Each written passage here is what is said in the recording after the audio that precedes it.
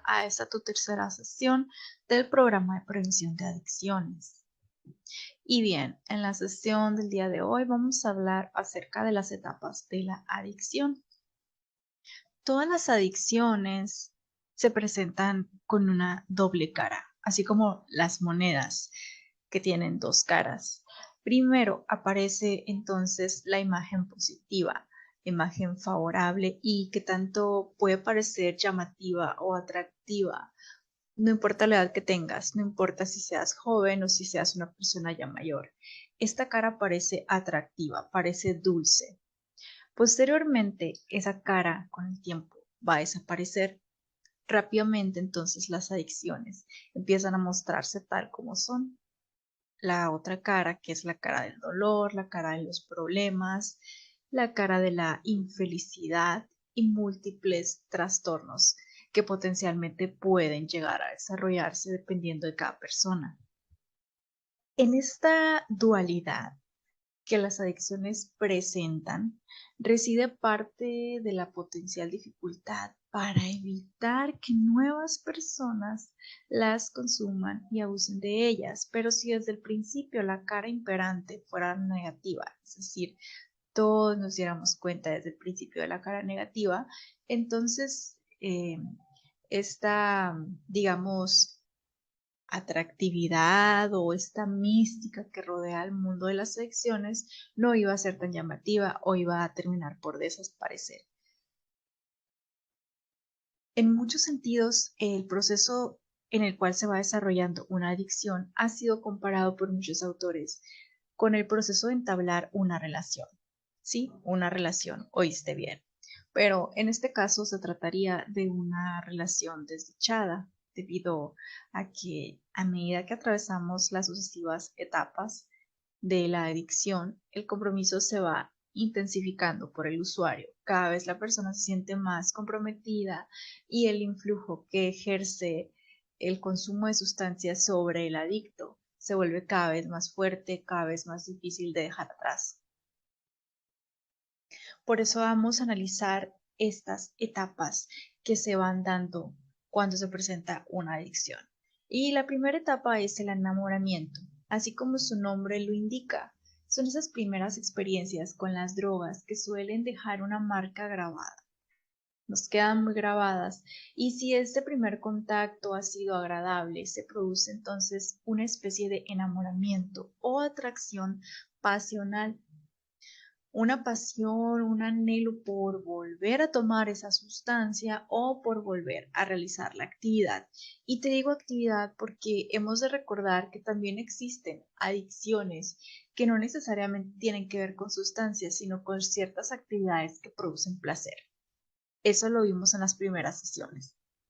Y bien, esta percepción distorsionada de la realidad, sin embargo, emociona, produce euforia o bien hay veces que tranquiliza, lo que hace aumentar las posibilidades de que haya una nueva ocasión para consumir esa sustancia. Se produce un cambio de estado de ánimo que en muchos casos se experimenta a nivel visceral, es decir, a través de nuestros sentidos, a través de nuestra química cerebral, a través de nuestros impulsos, las sensaciones, de cómo percibimos el mundo. Por eso, toda esta alteración en el organismo produce unos efectos muy similares a los que sentimos cuando estamos enamorados. Es por eso que esta fase o esta etapa se llama enamoramiento.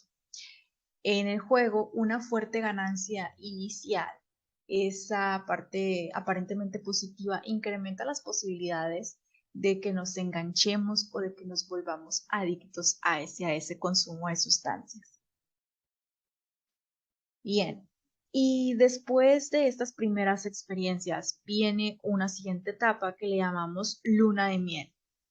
Una vez que el individuo ha aprendido a través ya sea de su familia, de la sociedad o por experiencia propia, que ciertas actividades o cierto consumo de sustancias puede transportarlo, digamos, hacia otra realidad, lejos de los sentimientos desagradables o lejos de la depresión o el estado de ánimo negativo. Entonces, el paso para caer en la adicción, en el vicio, como le llaman, es más sencillo, es más fácil, puesto que nuestro cerebro, al haber aprendido en la primera etapa que es posible tener cierto alivio o cierto placer a través del consumo de la sustancia o la actividad, entonces la persona inconscientemente va a sentirse impulsada a borrar los malos sentimientos o los recuerdos dolorosos con algo que va a estar fuera de él, que va a ser la sustancia en este caso. Desde esta perspectiva, a la persona el consumo no le va a parecer dañino, sino todo lo contrario, va a sentir que el consumo le está haciendo un bien. La baja tolerancia a la frustración o esa incapacidad para hacer frente a las adversidades que nos presenta la vida nos lleva a la búsqueda de soluciones inmediatas, soluciones instantáneas, soluciones mágicas. Entonces es muy fácil caer en la búsqueda de estos recursos químicos que facilitan estos cambios emocionales. Entonces, por ahí dicen que muchas veces las personas consumidoras de drogas se dan cuenta de que no pueden controlar su realidad, pero gracias a la droga o la sustancia, ellos sienten la ilusión de poder controlar sus emociones, sus sentimientos, y es por eso que se mantienen enganchados. Ahora, durante esta fase de luna de miel, la persona que potencialmente en un futuro se va a convertir en un adicto experimenta todas esas gratificaciones sin ninguna de las consecuencias negativas. ¿Por qué? Porque en este momento, en esta etapa temprana, todavía no son visibles las consecuencias negativas que sean a largo plazo. Entonces la persona siente que tiene el control de la sustancia o siente que la actividad o la sustancia o la conducta esta placentera es totalmente inofensiva e inclusive puede llegar a pensar que su organismo lo necesita o que se lo merece como, digamos, como un tiempo de esparcimiento o como un break. ¿Puede sentirse mejor la persona instantáneamente? Sí, esto ya lo hablamos. Esto es por nuestro sistema neurológico, cómo se activa el circuito de placer y cómo podemos disfrutar de esa sensación de olvidarnos de los problemas, por así decirlo. Pero de lo que no nos damos cuenta en esta etapa es que ninguna relación que tengamos, ya sea con la sustancia o con alguna persona, ninguna relación basada en el engaño y la fantasía va a durarnos a largo plazo. Y esto ocurre con la droga. Por eso es como si tuviéramos una relación con esa sustancia. Entonces, al pasar del tiempo, viene esta tercera etapa, que es la etapa de traición.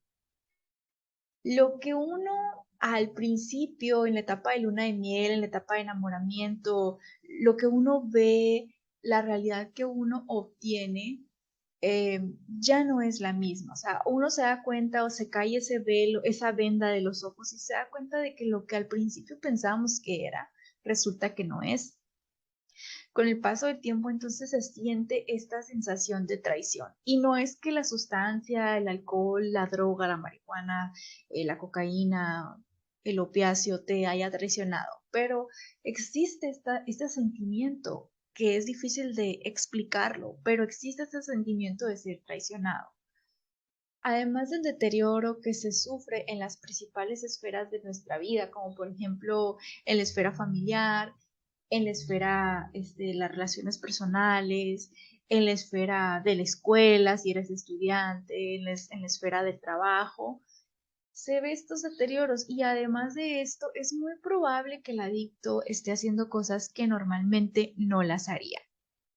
Y me refiero a ese tipo de cosas o actividades que van encaminadas en la búsqueda de mantener esa adicción. Y a lo mejor aquí te va a sonar muy feo, pero sí puede ser actividades como buscar robar, participar en otro tipo de actividades ilícitas que giran en torno a la búsqueda y al consumo de la sustancia. Los paraísos artificiales que se te prometían en la fase anterior, en el enamoramiento, en la luna de miel, se tornan en oscuros callejones repletos de trampas. Entonces la traición se vuelve cada vez más real y comienza una sensación de caída, de declive, una sensación en la que sientes que avanzas, pero cada vez más hacia abajo. Entonces viene la siguiente etapa. Esta etapa le llamamos la ruina. En esta etapa, la persona adicta, la persona consumidora, debe consumir o siente su cuerpo que necesita consumir cada vez más sustancias, cada vez más dosis, ya sea doble o triple, para evitar que los crecientes sentimientos y estados de ánimo negativos profundicen en su ser, profundicen en su conciencia, y para tratar de mantener los efectos que al principio eran positivos, pero ahora cada vez se sienten menos.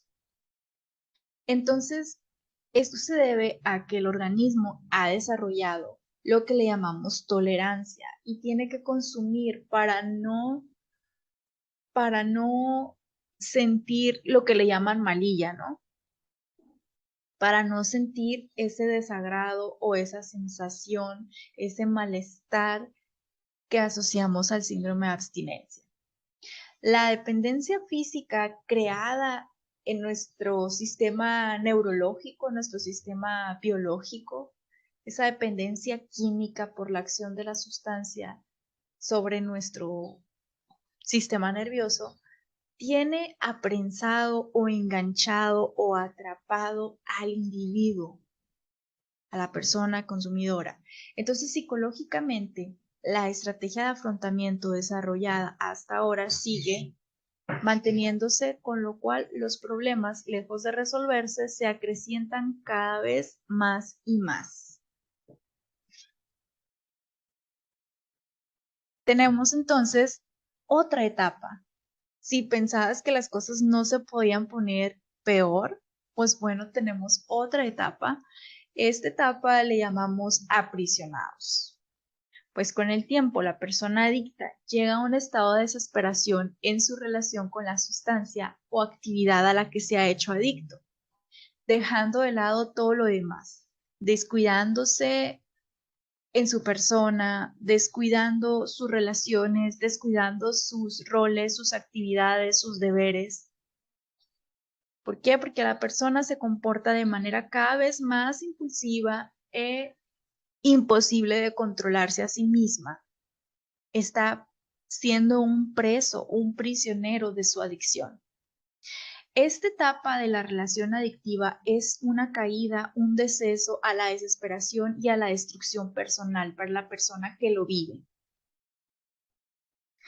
Entonces, ante las drogas, este tipo de comportamientos no permiten tregua, no permiten un espacio, no permiten pausar, no permiten negociar. ¿Por qué? Porque son mecanismos que dependen o están implicados en nuestra biología. Hay componentes biológicos, pero también hay componentes psicológicos. Y esta espiral tiende a autoperpetuarse, es decir, a ir cada vez más y más profundo, a menos que podamos recibir un apoyo o una ayuda para detenernos antes de llegar a una etapa tan severa como es esta última etapa de estar aprisionados. Aquí en esta etapa muchas veces, dada la decadencia que la persona consumidora empieza a experimentar en las diferentes áreas de su vida, suele aparecer esa frase famosa de tocar fondo. Tocar fondo. Tocar fondo es cuando sientes precisamente o te das cuenta que eres un preso, que eres un prisionero de tu propia adicción, que no tienes control sobre de ello y aceptas que necesitas ayuda y que tienes una enfermedad y que solo posiblemente no vas a poder. Así que el retorno, o sea, el camino de regreso existe. Aunque también el camino de regreso, el camino de sanación, el camino de recuperación suele ser un proceso duro y difícil, pero no por eso significa que vaya a ser imposible. Y bien, hasta aquí hemos llegado con esta sesión. Espero haya sido de tu agrado y nos vemos en la próxima.